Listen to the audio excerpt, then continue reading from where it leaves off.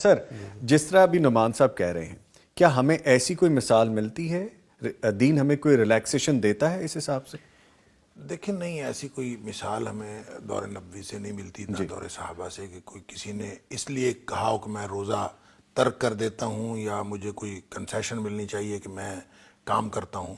तो सहाबा किराम काम भी करते थे, रोज़ा भी रखते थे, ऐसी कोई बात नहीं है। लेकिन असल में जिसने रोज़े नहीं रखने ना, जिसने रोज़ा रखना है वो जितना मर्जी काम है उसका वो रख लेता है।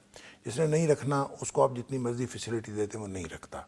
मेरा घर बन रहा था तो मैंने चंद साल पहले की बात है, तो गर्मी थी, रमज़ान आ गया, तो मैंने उसको, वो ठेकेदार और जो मज़दूर थे सबसे कहा, मुझे था कि यार अब में से कोई रोज़ा नहीं रखता और नमाज भी वो बहुत कम ही पढ़ते थे, बल्कि नहीं पढ़ते थे।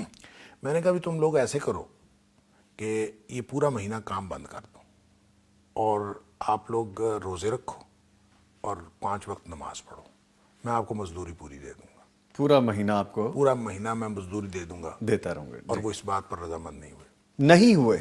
क्या रीज़न थी सर उसकी? वो पढ़ नहीं सकते, तबीयत माइल ही नहीं है, रोज़ा रखने की तरफ तबीयत माइल नहीं है, नमाज पढ़ने की तरफ तबीयत माइल नहीं है। लिहाजा उन्होंने कहा कि नहीं, हम नहीं कर सकते, और उन्होंने काम जारी रखा। अच्छा सर, इस स्कूल ऑफ थॉट को आप कैसे एड्रेस करेंगे? इसको देखें, बात यह है कि जब किसी ने रोज़ा रखना है तो बहुत सारे हमें ऐसे मजदूर मिस्त्री मिलते हैं जिन्होंने रोज़ा रख के वो काम करते हैं, तो कोई ऐसी बात नहीं होती, वो बेचारे काम भी करते हैं, रोज़ा भी रखते हैं और रोज़ा माने नहीं होता। तो जिसने नहीं रखना उसके लिए 1000 बहाने हैं, वो तो जो मर्जी करता रहे। असल में इसके लिए हमारे पास हल कोई नहीं है इसका, सिवाय इसके कि हम कहते रहें।